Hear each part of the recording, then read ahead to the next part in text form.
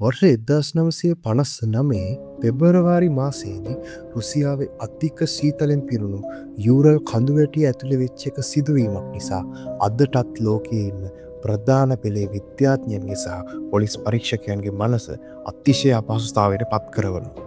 තමන් හිටපු කූඩාරම ඇතුළින් පිහියේ කපාගෙන සෙල්සියස් අංශක ඍණ 30ක අධික සීතලක් තියෙන හිම අතරට පාවහන් පවා නැතුව මිනිස්සු අඩ නිරුවතින් පැනලා දිව්වි මොන වගේ රාක්ෂයකින් බේරෙන්නද.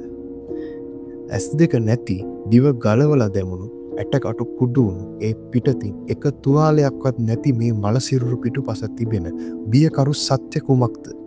ඔවුන්ගේ දිනපොත්වල සහ කැමරාවල සටහන් වී තිබුණු අන්තිම රහස් මොනවද? අද අපි කතා කරන්නේ ලෝක ඉතිහාසයේ අතිශය බියකරු සහ විසඳ ගන්න බැරි වුණු සත්‍ය සිදුවීමක් වන ඩයටෝ පාස් ඉන්සිඩන්ට් පිළිබඳව. සම්පූර්ණ විස්තරය දැනගන්න වීඩියෝ එක අග වෙනකම්ම බලන්න. 1959 පෙබරවාරි මාසයේදී වන සිදුවීම ගැන හොයලා බලනකොට අපිට මුලින්ම යන්න වෙනවා 1959 ජනවාරි මාසයට. මොකද 1959 ජනවාරි මාසයේදී යුරල් පොලිටෙක්නික් කියන ආයතනයේ පළපුරුදු ගවේෂකයෝ 10 දෙනෙක් එකතු වෙනවා රුසියාවේ ඔටෝරේටන් කියන දුෂ්කර කඳුවැටිය තරණය කරන්න. හැබැයි ගමන පටන් අරන් ටික දවසක් යද්දී යූරි යුඩින් කියන තරුණයා අසනීප වුණ නිසා ආපසු හැරිලා යනවා. ඊට පස්සේ මේ අතිශය දුෂ්කර ගමන ඉදිරියට යන්නේ 9 දෙනෙක් විතරයි. වයස අවුරුදු 23ක් වෙන ඉගෝර් ඩයටෝ මොහු තමයි කණ්ඩායමේ නායකයා. ඊළඟට ලියුඩිම්ලා ඩුබිනිනා වයස අවුරුදු 20යි. ඒ වගේම මෙයා තමයි කණ්ඩායමේ ඉන්න ලාබාලතම තරුණිය. සිනයිඩා කොල්මොගොරෝවා කියන්නේ වයස අවුරුදු 22ක පුද්ගලයෙක් වෙනකොට රුස්ටම් ස්ලොබොඩීන් කියන්නේ වයස අවුරුදු 23ක පුද්ගලයෙක්. වයස අවුරුදු 24ක් වෙන ඇලෙක්සැන්ඩර් කොලොවාතෙව්, වයස අවුරුදු 23ක් වෙන යුරි ක්‍රිවාෂෙන්කෝ, ඒ වගේම වයස අවුරුදු 21ක් වෙන යුරි දොරෂෙන්කෝ කියන පුද්ගලයා එක්ක වයස අවුරුදු 23ක නිකොලායි, ඒ වගේම මේ කණ්ඩායමට එකතුන පල්ල පුරුදුම හමුදා නායකයා වන වයස අවුරුදු 37ක සිමියෝ සොලතාරියෝ කියන 9 දෙනා තමයි මේ කණ්ඩායමට එකතු වෙන්නේ. මේ අය තමන්ගේ කැමරා සහ දිනපොත්වල හැම දෙයක්ම සටහන් කරලා තියෙනවා. ජනවාරි 28 වෙනිදා සටහනක තිබුණේ දේශීය මන්සි ගෝත්‍රිකයන් ගස්වල කොටා තිබූ අමුතු සංකේත උන් දුටු බවයි. පෙබරවාරි 1 වෙනිදා රාත්‍රියේ ඔවුන් කුඩාරම ඇතුළේ ඉඳන් විනෝදයට ඊවිනිං ඔටෝටෙන් කියලා අතින් ලියන පුවත්පතක් හදනවා. ඒකේ අන්තිමට ලියලා තියෙන සටහන වෙන්නේ මිනිසෙකුට හිම මිනිසෙකු හමු විය හැක්කේ කෙලෙසද කියා විද්‍යාඥයන් පවසයි කියලා විහිළු සටහනක්. පෙබරවාරි 1 වෙනිදා රාත්‍රිය වන තෙක්ම ඔවුන් සිනාසිනින් විනෝදයෙන් සිටි බවට මේ දිනපොත් සාක්ෂි දරනවා. දැන් තමයි කතාව පටන් ගන්නේ. පෙබරවාරි 12 වෙනිදා වෙනකොට මේ ඇගෙන් කිසිම ටෙලිග්‍රෑම් පණිවිඩයක් ඇවිල්ලා තිබ්බේ නැහැ. පෙබරවාරි 20 වෙනිදා දෙමාපියන්ගේ ඉල්ලීම මත සෝවියට් හමුදාව හෙලිකොප්ටර් යාන සහ විශ්වවිද්‍යාල ශිෂ්‍යයන් එකතු වෙලා මහා පරිමාණ සෙවුම් මෙහෙයුමක් පටන් ගන්නවා. පෙබරවාරි 26 වෙනිදා සෙවුම් කණ්ඩායමේ හිටපු මීහයිල් ෂෙරාවින්ට කොලට් සියකල් කියලා කඳුවැටියක් උඩ තිබිලා මේ ඇගේ කූඩාරම හම්බ වෙනවා. දේශීය මන්සි භාෂාවෙන් කොලට් සියකල් කියන්නේ මරණයේ කඳුවැටිය කියන එක. කූඩාරම දුටු සෙවුම් කණ්ඩායම තිගැස්සිලා යනවා. මොකද මේ කූඩාරමේ දොරටුව හොඳින් වසා තිබුණත් එහි පිටුපස කොටස ඇතුළෙන් පිහියකින් කපලා තිබුණා. ඒ කියන්නේ ඇතුලේ හිටපු අයට දොර ඇරගෙන එළියට යන්නවත් වෙලාවක් නැතුව පිහියෙන් කූඩාරම කපාගෙන පැනලා දිව්වේ මොකක් හරි මහා බියකරු දෙයකින් බේරෙන්න කියලා මේගොල්ලොට තේරුම් යනවා. කූඩාරම ඇතුලේ උන්ගේ මුදල්, විදේශ ගමන් බලපත්‍ර සහ කැමරා, කෑම, වතුර බෝතල්, උණුසුම් ඇඳුම් පැළඳුම් ඒ විදිහටම තිබුණා. කිසිම සොරකමක් සිදු වෙලා තිබුණේ නැහැ. හැබැයි කූඩාරමින් එළියට ආපු සෙවුම් කණ්ඩායමට හිම මත තිබුණු පාසටහන් 9ක් දැක ගන්න ලැබෙනවා. ඒ පාසටහන් වලින් පෙනී යන්නේ සමහරු සපත්තු නැතුව, සමහරු එක මේස් එකක් විතරක් දාගෙන, සමහරු සෙරෙප්පු නැතුවම සෙල්සියස් අංශක ඍණ 30ක හිම මත තිබ ගිය බව. පාසටහන් ඔස්සේ මීටර් 1500ක් විතර පල්ලෙහාට යනකොට විශාල ෆයින් ගසක්, ඒ කියන්නේ සිඩා ට්‍රී එකක් යට තිබිලා පළවෙනි මල සිරුරු දෙක හම් වෙනවා. ඒ යුරි ක්‍රිවනිෂ්කොගේ, යුරි දොරෂෙන්කොගේ. මේ දෙන්නම ඉන්නේ උඩ ඇඳුම් පවා නැතුව අඩ නිරුවතින්. ඒ ෆයින් ගසේ මීටර් 5ක් උසට අතු කඩලා දාලා තිබුණේ උඩට නැගලා මොනවා හරි බලන්න හදපු නිසා වෙන්න පුළුවන්.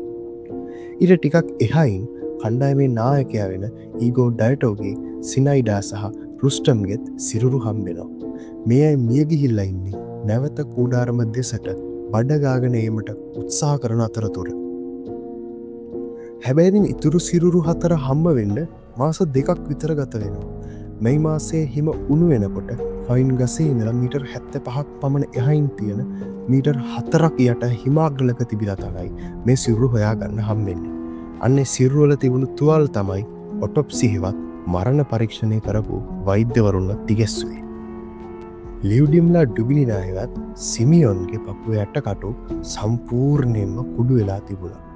නිකොලායිගේ හිස්කබල සූරලා කුඩු වෙලා තිබුණා.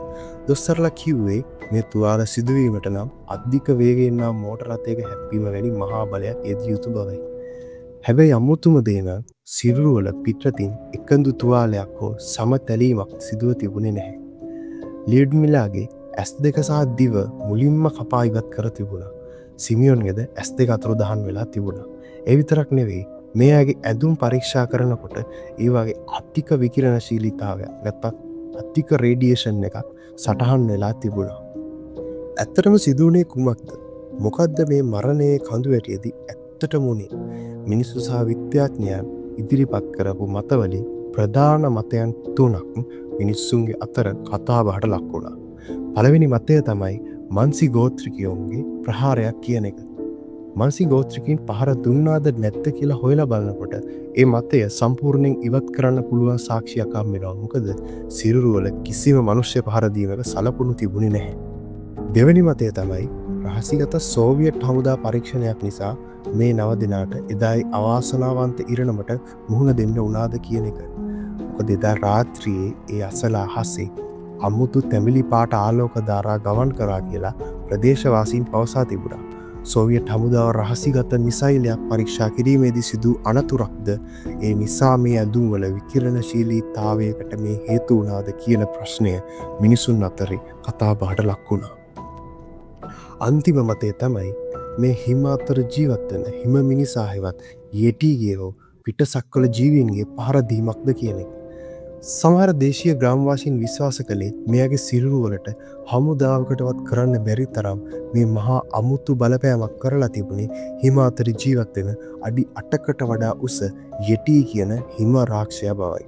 ඔවුන්ගේ කැමරාවක තිබී හමු වුණු අන්තිම අඳුරු ඡායාරූපේ ඇත්තටම සටහන් වී තිබුණේ ඒ අමුතු හිම මිනිසාගේ සෙවණැල්ලද කියලා අදටත් මත පළ වෙනවා. නමුත් අද වන විට ස්ලැප් ඇවලොන්ච් තියරි කියලා ස්විසර්ලන්ත විද්‍යාඥයන් පිරිසක් විද්‍යාත්මක මතයක් ගෙනවි කම්පියුටර් සිමියුලේෂන් එකක් ආධාරයෙන් ඔවුන් පවසන්නේ පෙබරවාරි 1 වෙනිදා රාත්‍රියේ මොවුන් කූඩාරම ගැසූ බෑවුමේ තිබිලා ඉතා කුඩා බර ඇති හිම තට්ටුවක් කූඩාරම මතට කඩා වැටුණු බවයි. ඒ හිම තට්ටුවේ බරට කූඩාරම ඇතුළේ නිදා සිටියාගේ ඇටකටු සහ හිස්කබල් තදින් තෙරපි කුඩු වී ගිය බවයි. තවත් හිම කඩා වැටේ කියන බියෙන් ඔවුන් පිහියෙන් කූඩාරම කපාගෙන අඩ නිරුවතින් එළියට පැනදීවා. නමුත් සෙල්සියස් අංශක ඍණ 30ක අධික සීතල නිසා අධික තුවාල නිසා ඔවුන් එකිනෙකා සීතලෙන් නිදී මිය ගිය බවයි. ලියුඩිමිලාගේ ඇස් සහ දිව අතුරුදහන් වීමට හේතුව ඇගේ සිරුර මාස 3ක් හිම වතුරේ සහ ගංගා අකලක තිබීම නිසා කුඩා සතුන් සහ බැක්ටීරියා මගින් ඒවා විනාශ වී යාම බවත් විද්‍යාඥයෝ විද්‍යාත්මක මතයක් පළ කරා. කොහොම නමුත් විද්‍යාවෙන් හිම තට්ටුවක් කඩා වැටීම ගැන පැහැදිලි කළත් අහසේ දුටු තැඹිලි පාට ආලෝකයන් ඇඳුම්වල තිබුණු විකිරණශීලීතාවයන් සහ ඔවුන්ගේ අන්තිම සටහන් ගැන අදටත් අභිරහසක් ඉතිරි වෙලා තියෙනවා. ඇත්තටම හිම තට්ටුවක් කඩා වැටුණාද?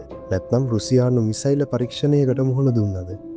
එහෙමත් නැතිනම් ඇත්තටම මේ ඉන්නවයි කියන හිම මිනිසෙකුට ඔවුන් මුහුණ දීමට සිදු වුණාද කියලා දන්නේ ඔවුන්ම පමණයි. නැත්නම් මේ සියලු දේකටම වෙනත්ම බියකරු දෙයක්ද? ඔයාලගේ අදහස පල්ලෙහින් කමෙන්ට් කරන්න. මීළඟ වීඩියෝකින් හම්බ වෙනතුරු ඔබට සුබ දවසක්.